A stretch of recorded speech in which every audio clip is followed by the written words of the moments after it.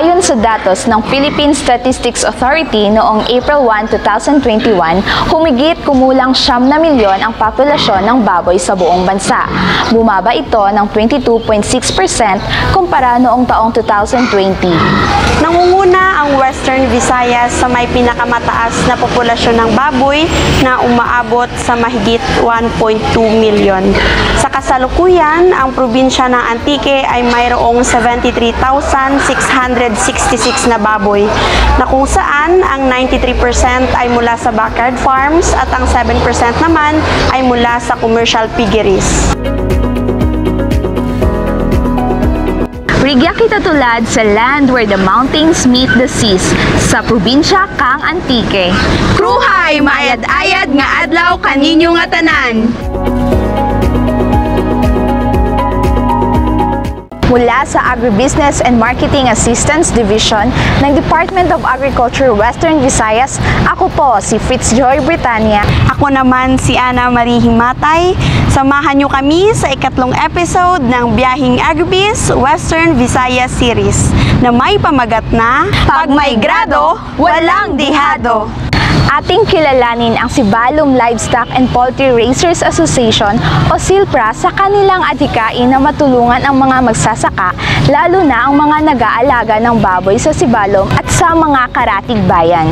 Narehestro ang SILPRA sa Department of Labor and Employment noong March 25, 2019.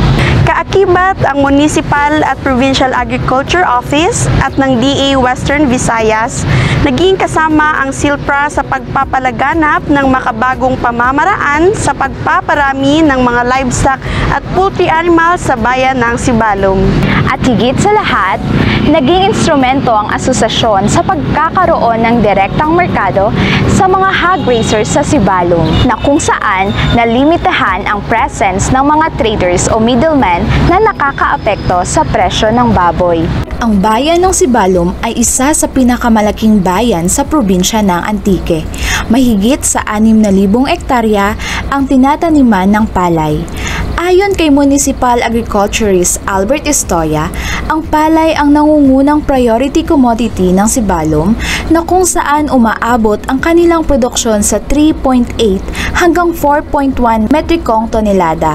Pumapangalawa ang mais na sinusundan ng iba't ibang klase ng mga high-value crops at gulay. Isa rin po yung livestock production, kung saan ay kinikilala na yung Sibalom bilang isa sa mga producer ng livestock. Tayo po ang nagsusupply ng mga livestock tulad ng baboy at baka sa Metro Manila at sa karatig mga probinsya. At sa pagpapanguna po ito ng bagong itinatag nating na organisasyon na Sibalom Livestock and Poultry Raisers Association. Sa ngayon, ito po yung association na tinututukan natin kasi ito po talaga ang tinitingnan namin na makapagtulong sa pag-market ng mga pangunahing produkto, lalo na po sa agrikultura.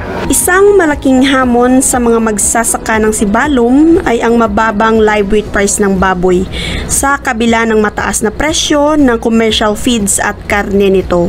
Ang problema namin ay laging mababa ang presyo ng baboy.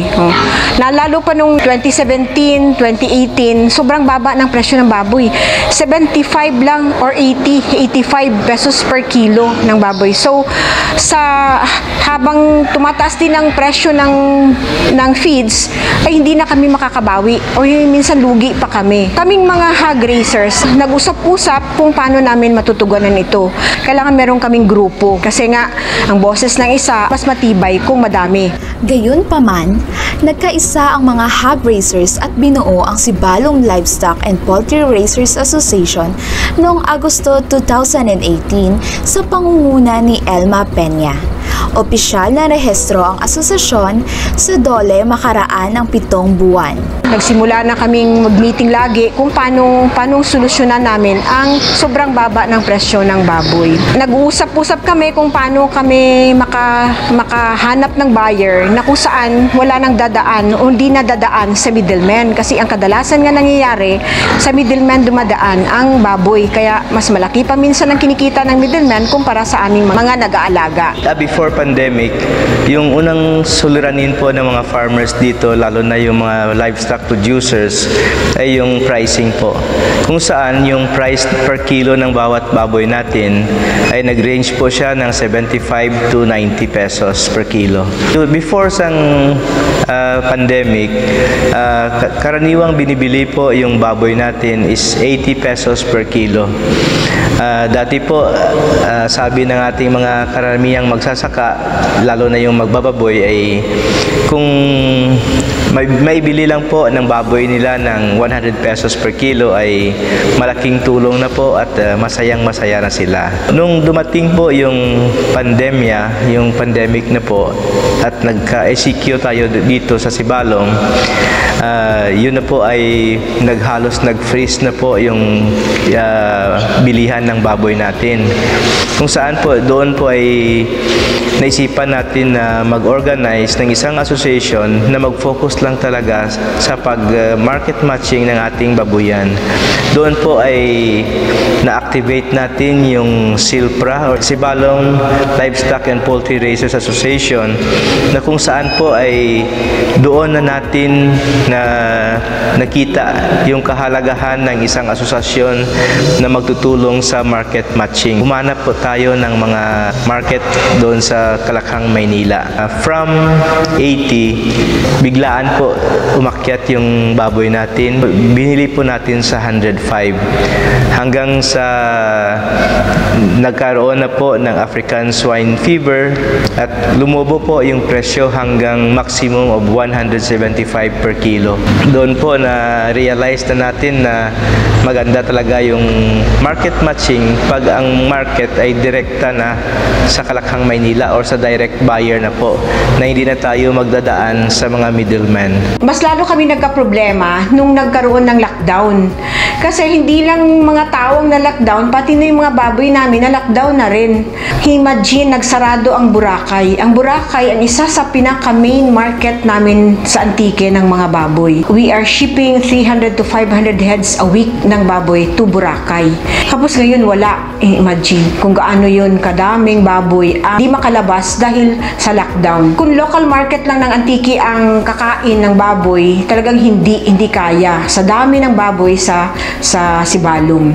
Upang mabigyan ng kakayahan ang SILPRA na matulungan ang kanilang mga kasaping na apektuhan ng dagok na dala ng pandemya, ang Department of Agriculture Western Visayas Agribusiness and Marketing Assistance Division ay nagbigay ng 500,000 pesos na puhunan sa pamamagitan ng kadiwa ni Ani at Kita Financial Grant Assistance Program.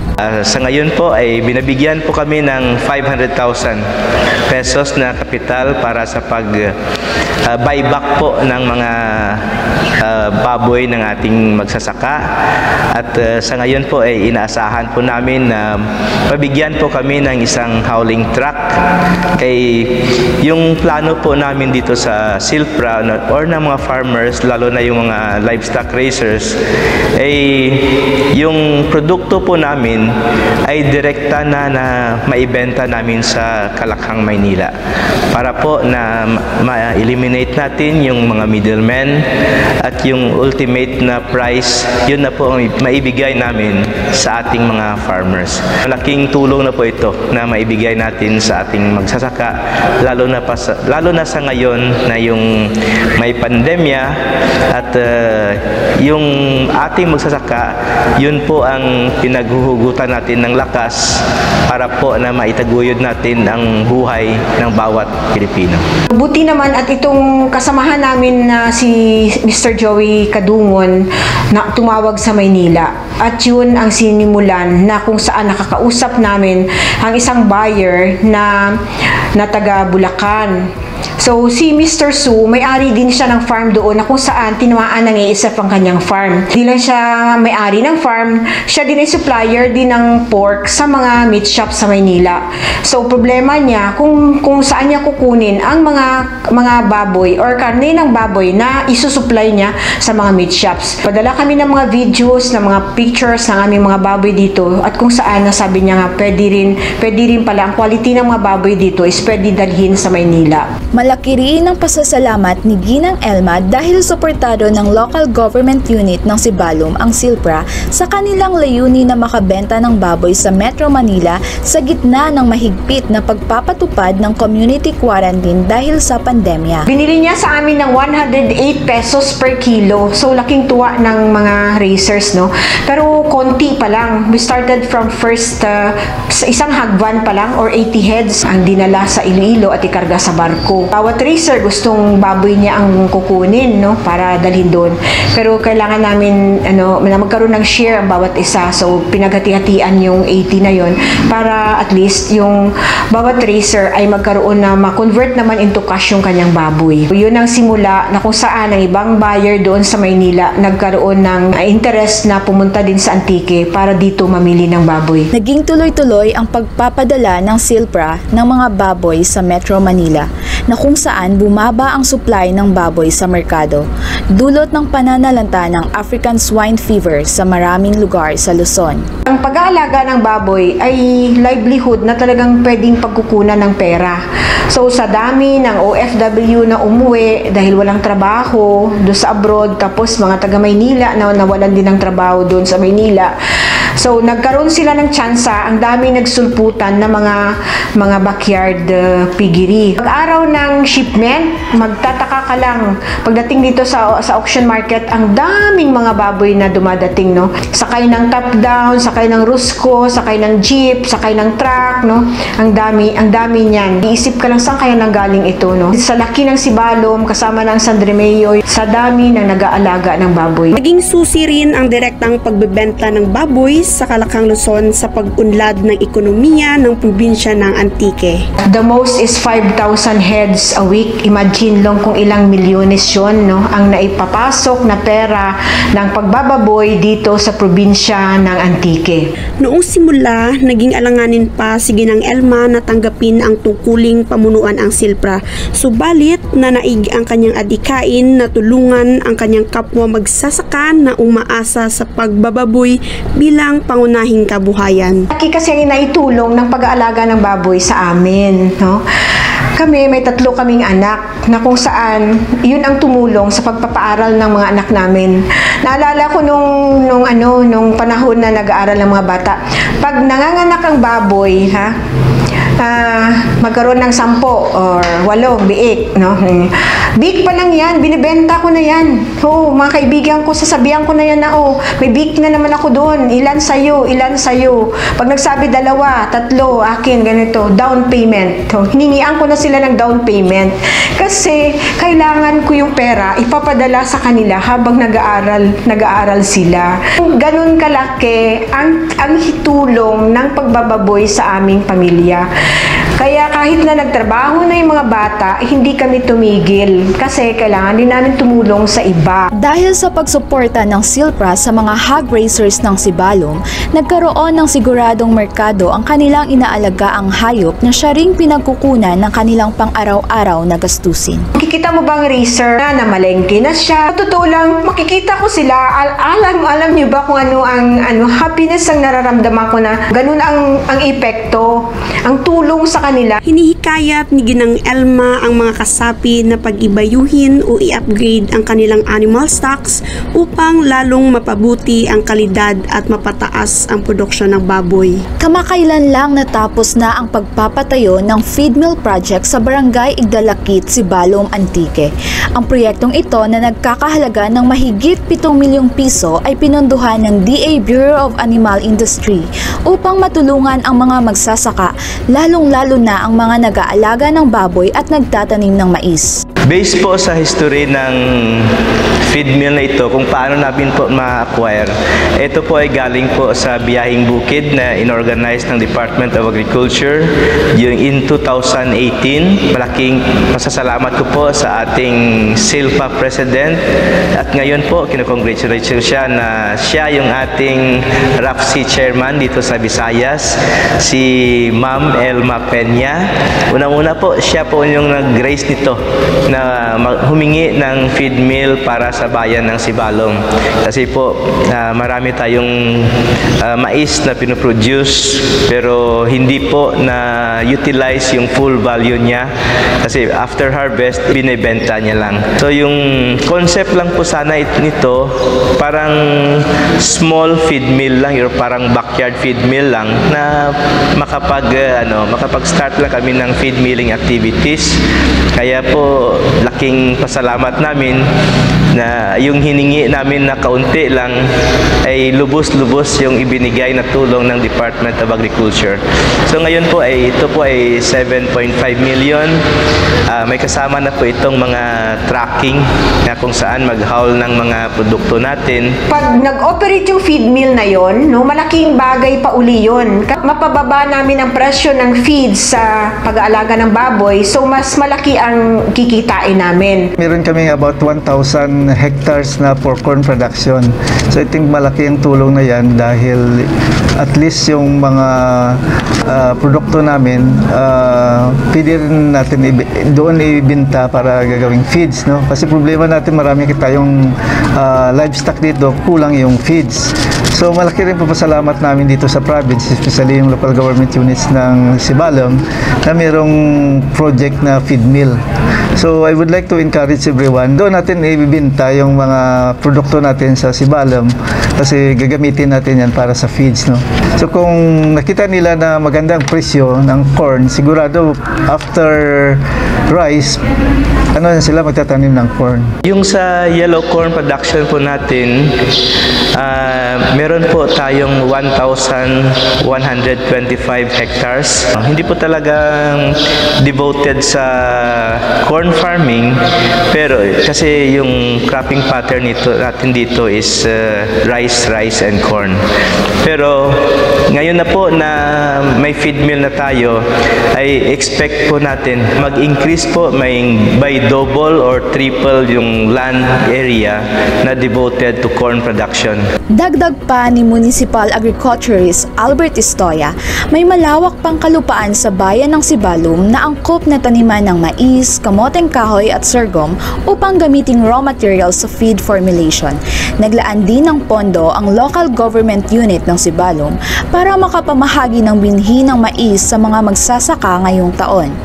Magtatayo rin ang municipal government ng Sibalom ng Artificial Insemination o AI Center at Native Chicken Production Farm sa tabi ng feed mill sa Barangay Igdalakit.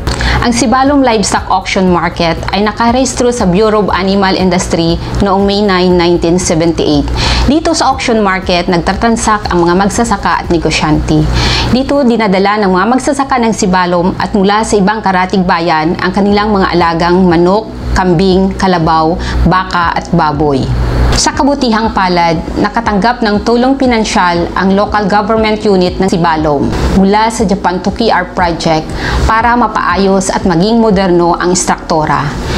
Isinakatuparan ang proyektong ito sa pangunguna ng National Agriculture and Fishery Council, DA Agribusiness and Marketing Assistance Service, Bureau of Animal Industry, Regional Agriculture and Fishery Council, DA Western Visayas at ng LGU Sibalom. Nakakahalaga ang rehabilitation project na mahigit 7 milyong piso. Halos 4 na milyon ang nanggaling sa Japan to KR project at mahigit 3 milyong piso ang naging ambag ng municipal government. Dahil moderno na ang Sibalom Livestock Auction Market, mayroon ang loading and unloading ramp na pwedeng gamitin ng kahit maliit o malaking truck. Hindi na kailangan bumaba ang mga hayop papuntang kiluhan o pabalik sa mga sasakyan.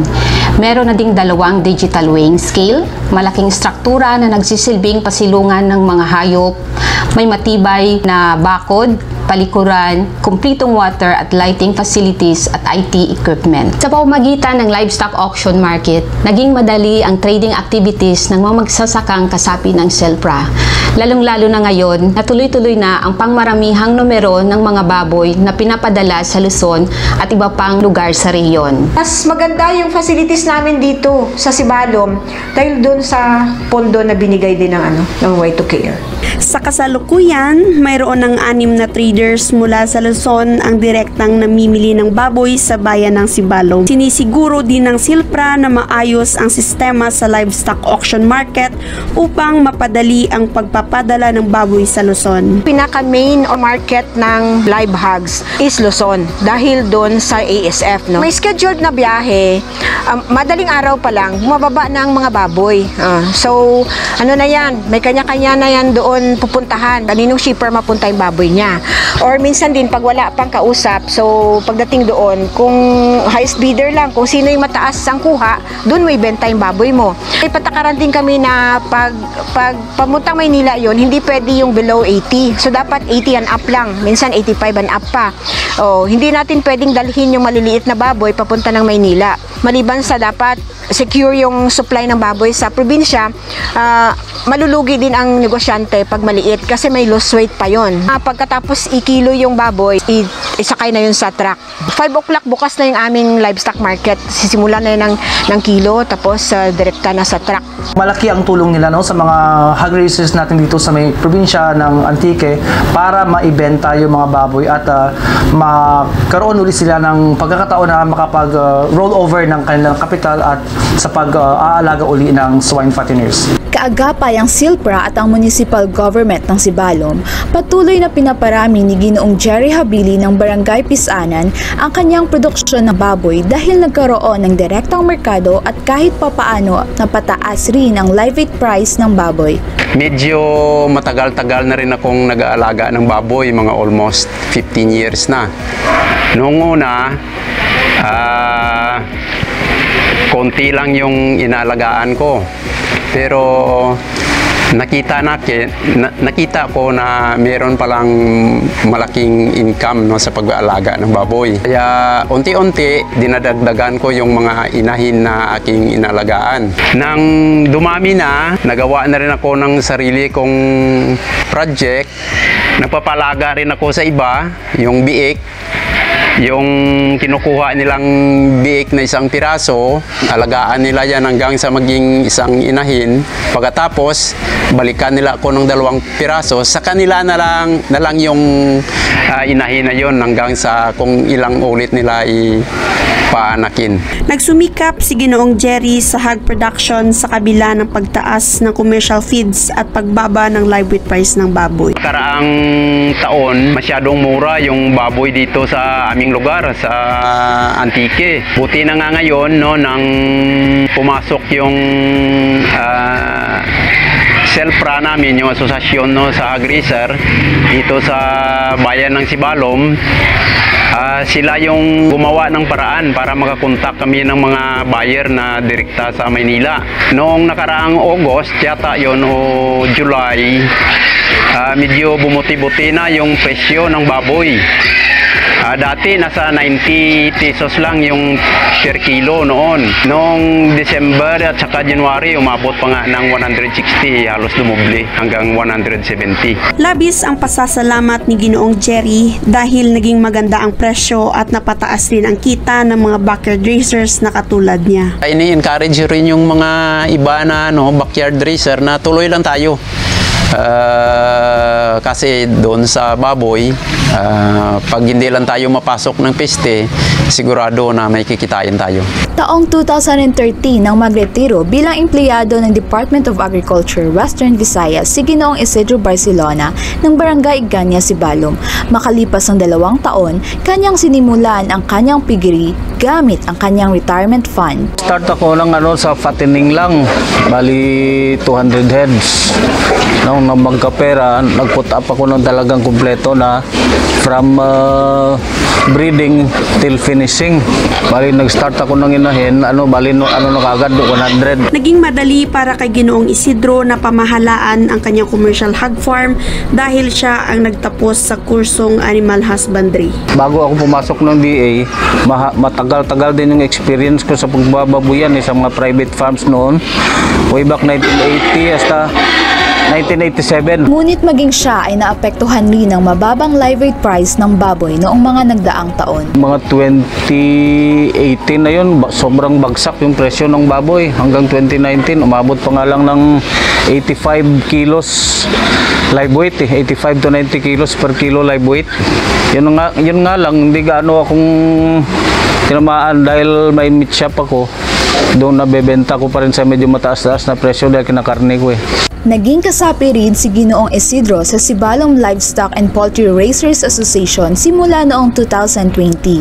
Ayon sa kanya, nakatulong ang asosasyon upang maiwasan ang pagkontrol ng mga middleman o negosyante sa presyo ng baboy. Nabawasan yung middleman dahil sa Silpra, medyo nataas-taas yung presyo ng baboy. Sa katunayan, hindi lang ang mga magsasaka sa Sibalom ang natutulungan ng Silpra. Hindi lang sa Sibalom bali yung impact ng Silpra eh. Kasi maraming racers din ng baboy sa ibang bayan ang pumasok na naging member ng Silpra.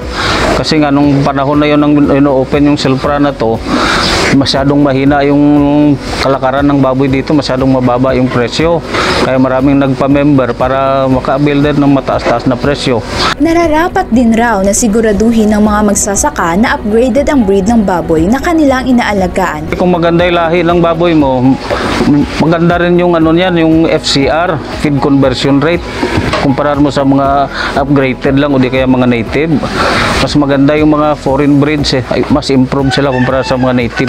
Isa ring hamon na kinakaharap ng mga hog raisers ng bansa ay ang African swine fever na kung saan milyong-milyong peso na ang pagkalugi sa industriya simula noong 2019. We're still African swine fever free. There are provinces that were able to craft their own ordinances, and among those provinces that were able to provide and to enact their own ordinance is the province of Antique.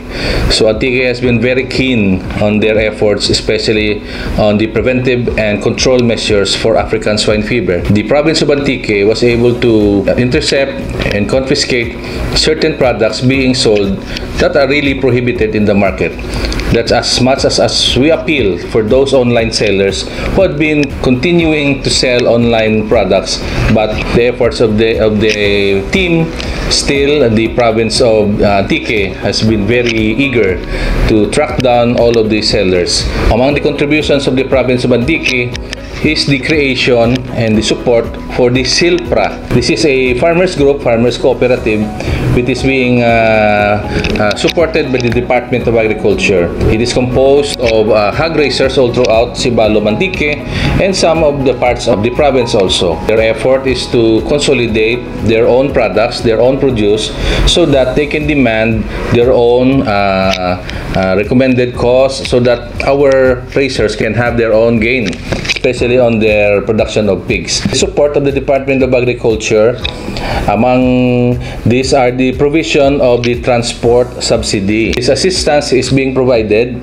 to those legit shippers. When you say legit, these are Bureau of Animal Industry registered handlers or shippers that are doing business and selling their pigs, shipping their pigs from Western Visayas to Luzon and Metro Manila. Upang mapanatiling ASF-free ang probinsya ng Antique at maging tuloy-tuloy ang pagnenegosyo at pagpapadala ng baboy sa mga lugar na apektado ng sakit, tinitiyak ng Municipal Agriculture Office ng Sibalom na sumusunod ang mga hog raisers at traders sa istriktong biosecurity measures. Hindi po natin pinahihintulutan na yung mga truckers, hauling trucks galing Maynila na pumasok dito sa Sibalom kung hindi pa sila nakapag-downtime ng 7 days sa port po na pinapasukan nila. 7 days po yung downtime na maging safe na pumasok yung mga truck dito sa Sibalom. So hinahanapan po natin sila ng disinfection certificate mula sa port of entry kahit po na nakapag-downtime na sila doon bago natin papasukin sa ating livestock market. Yung galing po Maynila dati na mga truck ay hindi po natin inaalaw na magpasok dito sa Sibalom upang magkuha ng mga baboy. Doon po natin sila sa boundary lang po ng Sibalom. Doon po sila nag-transfer ng baboy or naglo-load ng baboy kung mag-shift po sila going to Iloilo or going to Manila na. Kami dito sa Antique, talagang ginagawa ang lahat para ma-prevent ang pagpasok ng ASF. Lalo pa dito sa Sibalom dahil dito yung pinakasentro Dito ang consolidation ng hogs, ng livestock, dito kinoconsolidate, dito kinikilo, dito kinakarga para pumunta ng Maynila. Si Mayor nag-issue ng executive order kung saan bawal pumasok dito ang mga truck na galing ng Luzon. Ikinagagalak ni Ginang Elma ang mga interbensyon at tulong na kanilang natanggap mula sa Department of Agriculture na kung saan napaunlad ang kabuhayan ng mga magbababoy sa bayan ng Sibalom. Maliban doon sa 500,000 na binigay nila na bilang capitalization, merong feed mill, tapos meron pa kaming na truck, no? Meron pa kaming na truck na ibibigay din ng DA. Tapos meron din kaming din na repopulation yun na worth 1 million na galing sa livestock program. Salamat talagang maraming salamat sa Department of Agriculture Region 6 na kung saan ang suporta nila sa aming magbababoy dito sa Antique is malaking bagay or malaking tulong sa amin. Unang-una po, yung tinitingnan po natin na at saka i-visualize na years from now, yung Silpra po ay isang matatag na organisasyon na kung saan po sila po talaga ang mag-market matching doon sa ating mga target na pamilihan. Sa ngayon po, nag-uumpisa pa lang yung Silpra. Ang Office of the Municipal Agriculturist po ay nagsusubaybay po sa kanilang bawat galaw na ma-guide sila kung saan patungo yung ating activity. Pero darating din po yung punto na alam namin magiging sufficient na din po yung tulong ng agriculture para po makatayo na rin po yung aming association sa kanilang sariling paa. At yun po ang ultimate goal namin dito. At sa tulong rin po ng aming LGU sa pagpamumuno ng ating mayor na si Mayor Giancarlo Oxenia, full support din po yung aming leader dito sa bayan ng Sibalom, kung saan siya rin po ang nag-i-encourage sa amin na hanapan ninyo ng paraan, gawa ninyo ng kung anong plano ang maibibigay ninyo, kasi yung LGU natin ay nandito lang na mag-support po sa inyo. Yun po ang sinabi ng ating mabuting mayor na nagiging inspired din po kami sa agriculture na gawin ang lahat upang mapaganda ang buhay ng ating magsasaka. Pag may grado, walang dihado. Pag may grado, walang dihado. Pag may grado, walang dihado. Pag may grado, walang dihado. Pag may grado, walang dihado. Pag may grado, walang dihado. Cruhay Antique.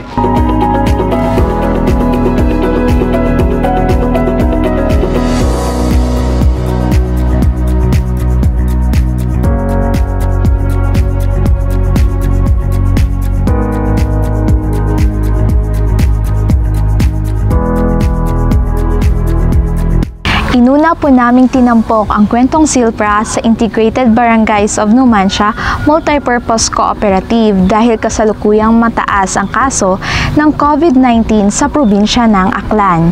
Samahan niyo po kaming muli sa susunod na episode dito pa rin sa probinsya ng Antique, ang successful story ng Bayanihan Tipon Center Operator sa Western Visayas mula sa bayan ng Patnungon, ang kamapat o ang kalipunan ng mga magsasaka sa Patnungon. Huwag niyo pong kalimutang i-follow ang aming social media accounts upang patuloy po kayong maging updated sa iba pang impormasyon ng Biyaheng Agribiz. Isang magandang araw sa inyong lahat, mga ka-Agribiz! Siguradong pagkain sa buong bansa, masaganang ani, mataas na kita, maunlad na buhay ng mga magsasaka at mga mangingisda.